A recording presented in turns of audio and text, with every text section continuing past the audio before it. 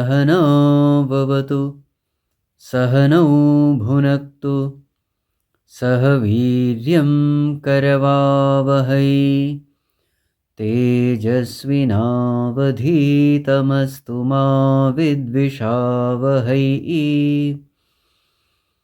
ॐ शान्ति शान्ति शान्तिः। ॐ यं ब्रह्मा वरुणेन्द्ररुद्रमरुतः स्तुन्वन्ति दिव्यैस्तवैः वेदैः साङ्गपदक्रमोपनिषदैः गायन्ति यं सामगाः ध्यानावस्थिततद्गतेन मनसा पश्यन्ति यं योगिनः यस्यान्तं न विदुःसुरासुरगणाः। देवाय तस्मै नमः देवाय तस्मै नमः।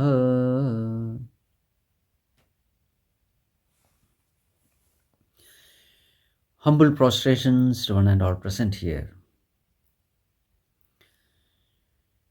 So in the last class we have seen in the 9th chapter, Bhagavan having given this jnanam. And what is that jnanam?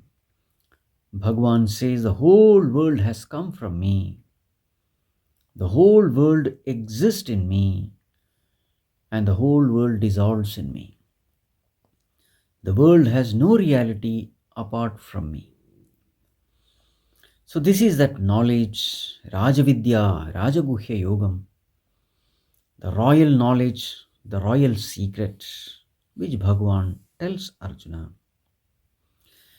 And then Bhagavan goes on to explain why remembering him therefore is the most important thing in life. Since everything has come from Bhagavan, remembering Bhagavan is the intelligent way of living our life. Surrendering unto Bhagavan is the intelligent way of living life. When we forget the Lord, we suffer. Our desires, our actions, our aspirations, everything becomes faulty. And therefore, we constantly attract to ourselves all kinds of sufferings in life. The wise people, knowing that Bhagavan is everything, hold on to Bhagavan. So since Bhagavan is everything, our job is to worship him. Various kinds of devotees, they worship in various ways, different ways, with different attitudes, in different modes, spiritual practices. As long as we are worshipping the Lord, knowing that he is Bhutadim Avyayam, the very source of the entire creation, whatever be the way of worship, that worship is accepted by the Lord. That's the meaning of verse number 15. Jnanayatnena chapyanne yajanto mamupasate ekatvena pruthatvena bahudha vishwato mukham. In whatever way you want, you may worship me, because I alone am fit to be worshipped, Bhagavan says. Why is it so? So an example is given in verse number 16. Aham kraturaham yajnah swadhaham aham aushadham mantroham aham evajyam aham agniraham hutam. The example taken is that of a sacrificial fire, the Homakunda. So Bhagavan says that very act of sacrifice is me, the ritual is me, that mantra offered is me, the havis, the oblations offered is me, the ghee is me, the doer is me, the altar is me, the fire is me, everything is me alone. So therefore, in this world, I alone am fit to be worshipped. And now Bhagavan talks about the cause also. Pitahamasya jagato mata dhata pitamaha. I am the father and mother of this cosmos. I am also the grandfather, Pitamaha, Dhata, the very support, the one thing to be known in the entire Vedas, Vedyam Pavitram Omkara, that Omkara which is the essence of the entire Vedas, that Omkara also is me alone. In all the three Vedas, Rig Veda, Yajur Veda, Sama Veda. Now here, the term used is Pitahamasya Jagato Mata Dhata. So in the last class, we had elaborately discussed how Bhagavan is a father and mother, and how this piece of information should be used in our parenting lessons of life. Now, this also has got a technical meaning. What is a technical meaning? Pita means efficient cause, Mata means material cause. For the creation of anything, two types of causes are necessary. So in Sanskrit, the term used is Nimitta Karana and Upadana Karana. Nimitta Karana and Upadana Karana. For example, if a pot has to be made, so what all things are necessary? You need the clay and the instruments. So they are called as material cause. Upadana Karana, material cause. You need the material, only then a thing can be made. To make the pot, you need the clay and the wheel and that stick, etc. So they become the material cause. And now just having material alone will not do. You need an intelligent cause also.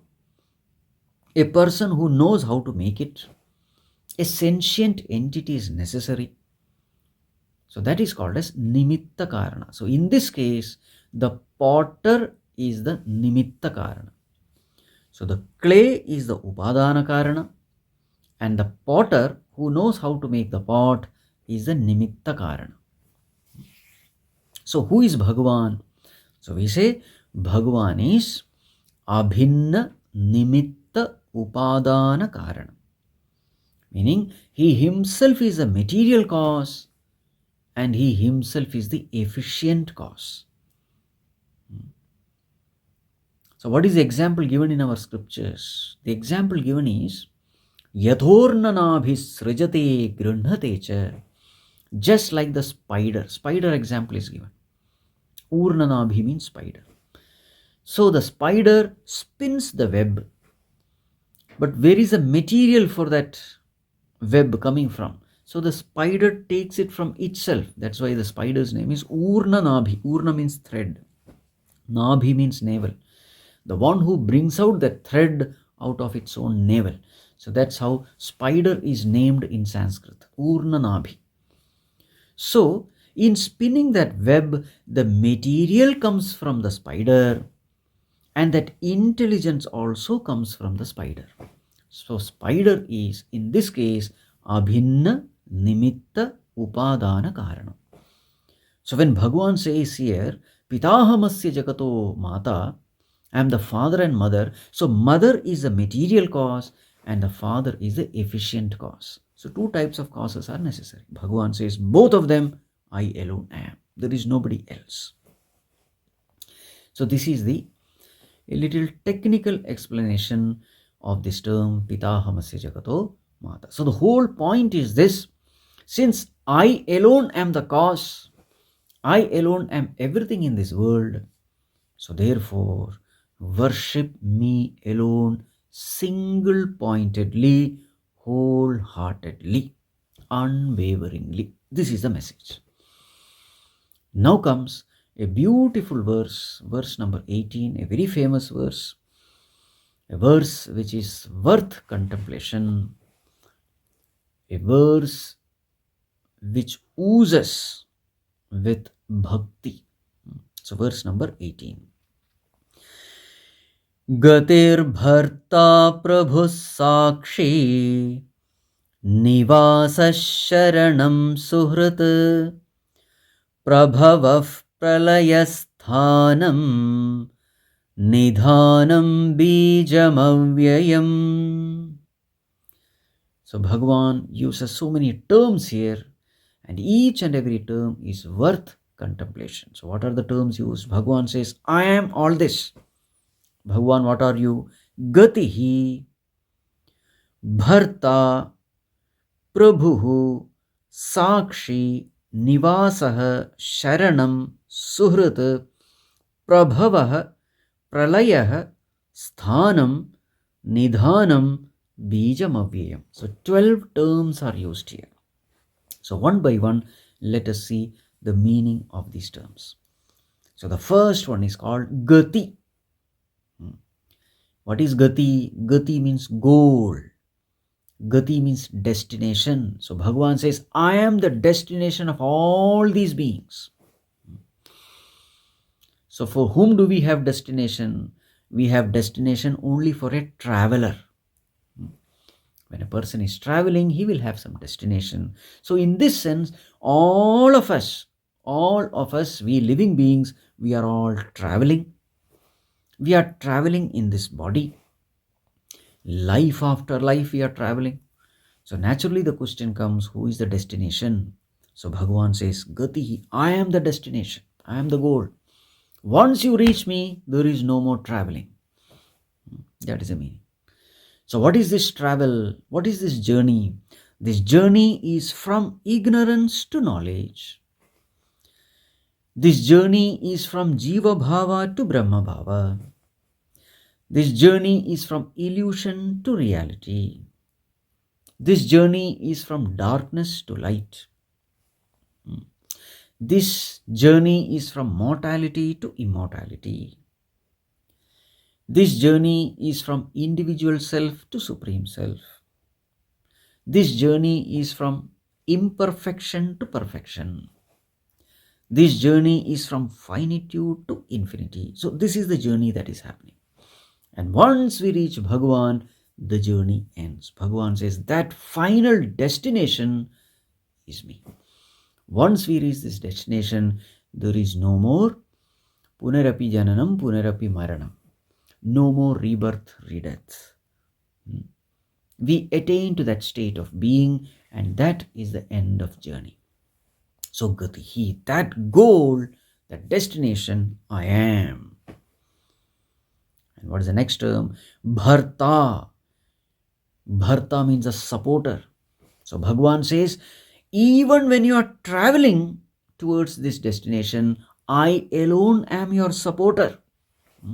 It is not that you will meet me only in the destination. No, even when you are traveling, I am always with you. I am always supporting you. Bharta. It becomes very clear. In order to live in this world, so many factors have to come together. Food, clothes, shelter, water, gravity, and all those infinite factors which are necessary to sustain life. So who is doing it? Bhagavan says, I am doing it. I am that Bharta. So outside the body, inside the body also, who is the one who is making all these organs function? Who is making all these physiological function active? Bhagavan says, I am that Bharta, support. So even when we are traveling, Bhagavan says, I alone am supporting you, because of which you are able to travel. Bharta. So this verse is a beautiful verse, a verse which is worth contemplation, a verse which is worth memorization. You have to remember this verse again and again and meditate upon that Lord, upon that consciousness which is shining in our heart. So this is a verse worth memorization and contemplation. So Gatihi, Bharta, what is the next one? Prabhu, I am the master. Everything is in my control. I decide everything. I decide the laws of this cosmos. I decide the functioning of the body, the functioning of the mind. Everything is in my control. I am the boss. Prabhu, the master. And then Sakshi, I am the one who is witnessing everything remaining in everyone. Sakshi. Sakshat Ikshate, the one who sees directly without any kind of instrument. And because there is no instrument in his witnessing, his knowing is perfect knowing, His knowing is absolute knowing. His knowing is unbiased knowing. And because he knows everything, he becomes a karma phala data also, the giver of the fruits of action, because he has seen everything. And accordingly, he gives the result. Sakshi. A beautiful term, Sakshi. It is as though constantly one CCTV is kept on in us. Now, what is the unique feature about this CCTV in us? It doesn't need any battery to function. It never gets spoiled, outdated, always functions. And moreover, the external CCTV can capture only the physical movements, whereas this CCTV can capture everything in us, our physical movements, our desires, our emotions, our intention behind all these actions. Everything is captured here. We can't escape anything. That is a kind of Sakshi Bhagwan is remaining on us, knowing everything about us. Sakshi. And the CCTV's memory is also infinite. It never gets full.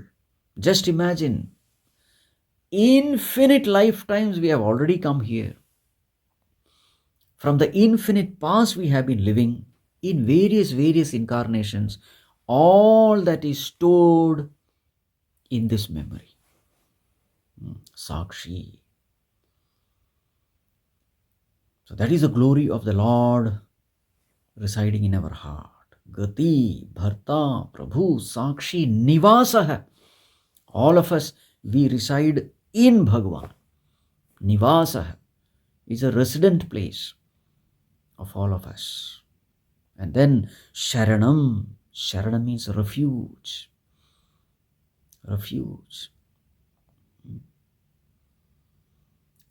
Suppose we are carrying a huge burden on our head, suitcase or whatever, and we get tired as we walk. And then we find a platform there, and then we keep this heavy burden upon our shoulders onto that platform. What do we feel? We feel greatly relieved, isn't it? In the same way, Bhagavan says, I am that refuge. Whatever burden you have, give it to me. Why are you unnecessarily carrying it on your head and getting tired? So, very common example given is a train travel. I have a luggage with me, so I sit on my seat and then I carry this luggage sitting in the train.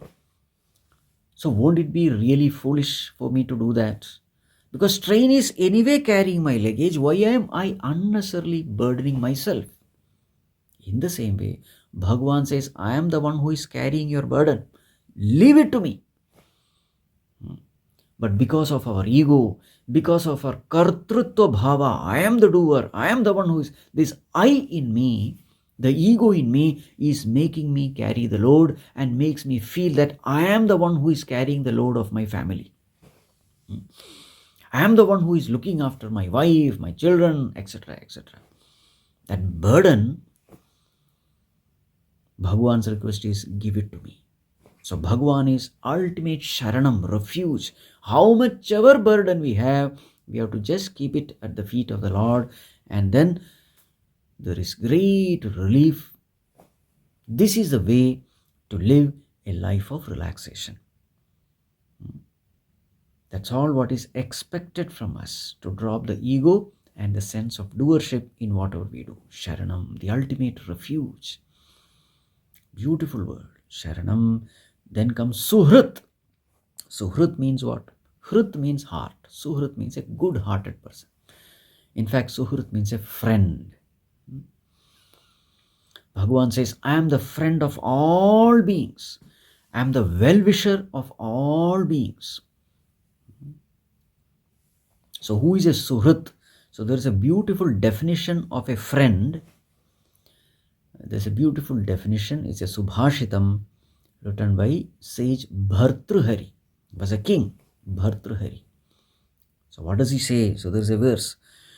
Papan nivarayati yojayate hitaya guhyam cha guhati gunan prakati karoti apadgatam najahati dadati kale sanmitra lakshanamidam pravadanti santaha. So the saintly people say this is the lakshanam of a sanmitra, of a good friend. So what are the lakshanas? Number one, papat nivarayati. He discourages us from papam, from sinful action. He prevents us from doing sinful action. Papat nivarayati yojayate hitaya. And whatever is good, he inspires us, encourages us to do the good things. Papan nivareti ojete hitaya guhyam cha guhati. All my secrets, my weaknesses, my defects, my shortcomings, he keeps it secret. He doesn't tell anyone. He knows it, but he never tells this to anyone. Guhyam cha guhati, my secrets, he keep it as secret, never telling it to anyone. Guhyam cha guhati gunan prakati karoti. Whatever virtues I have, good qualities I have, he tells it to everyone. Gunan prakati karoti. Apadgatam najahati. When I am in trouble, in danger, he never forsakes me. He is ever with me.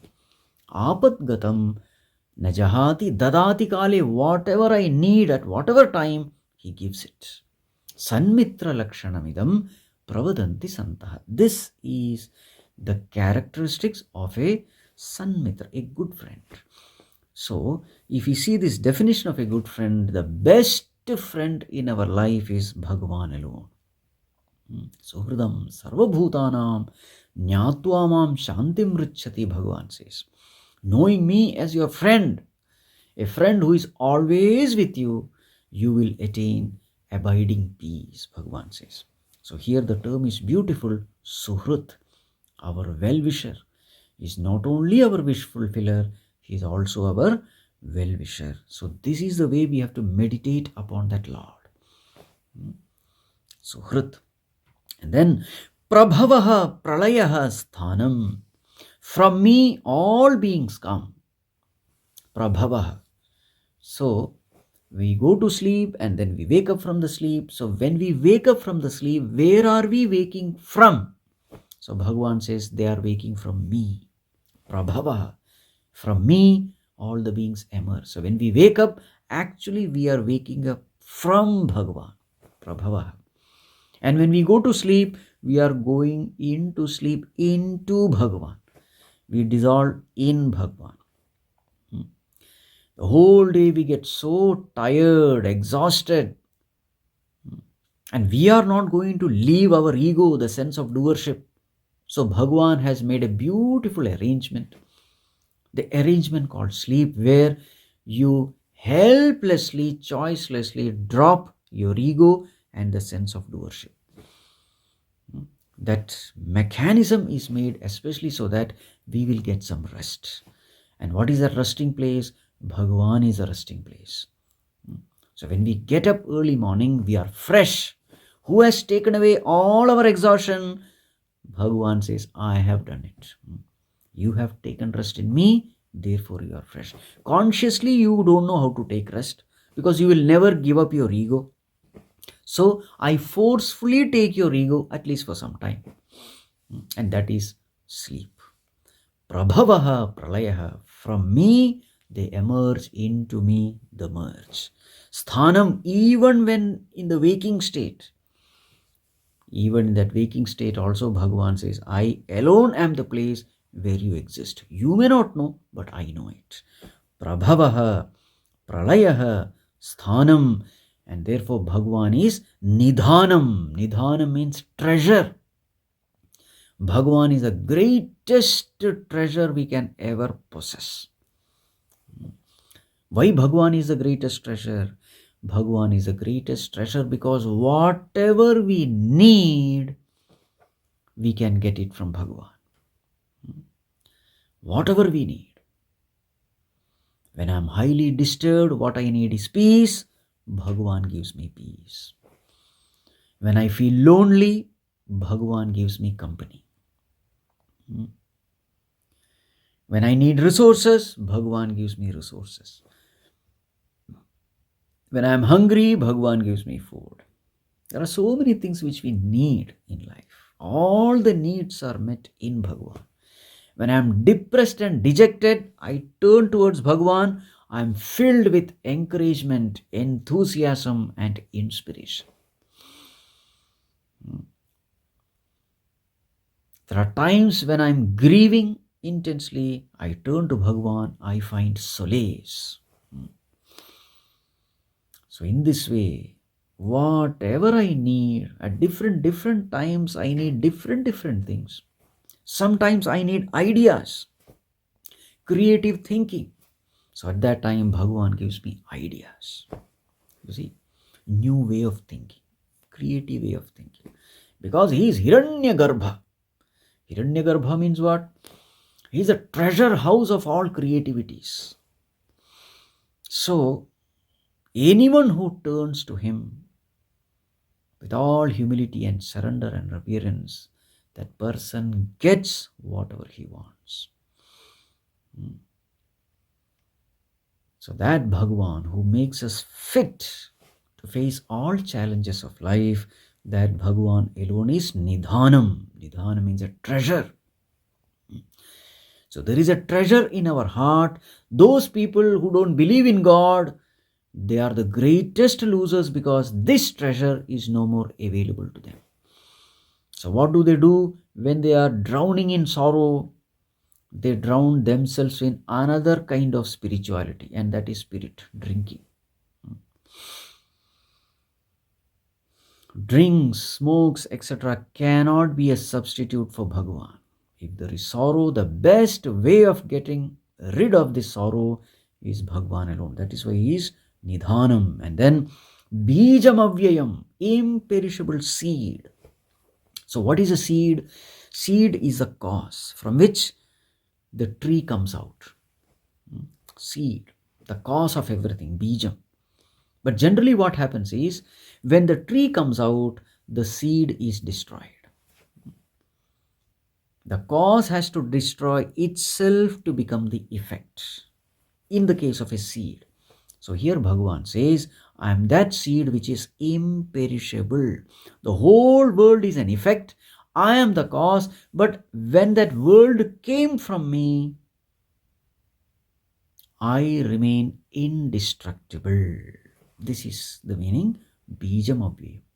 For example, if the curd has to come from milk, the milk has to destroy itself and then curd comes. When the curd comes, milk is no more there.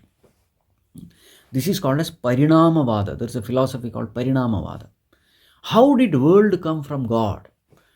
Did God transform himself into the world, becoming non-existent? How did that happen? How did world come from Bhagavan? So one Vada is Parinamavada. So it is refuted. No. Bhagavan did not destroy himself to become the world. In fact, the world is only a projection upon the Lord. So that is the meaning, Bijam Avyayam. The cause remains indestructible and then the effect comes. How does the effect come? Without affecting the cause.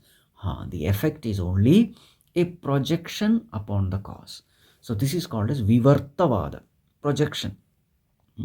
Just like movies projected upon this screen. Screen is the cause, movie is the effect. But nothing happens to the movie screen when the movie is played. In the same way, upon this consciousness, the mind is projecting the world. Nothing happens to consciousness. This cause remains unaffected. Bijam Avyayam. So this verse is a beautiful verse for our daily contemplation, for developing devotion for the Lord. So therefore it is good if we memorize it. Right? More of it we will see in the next class. Om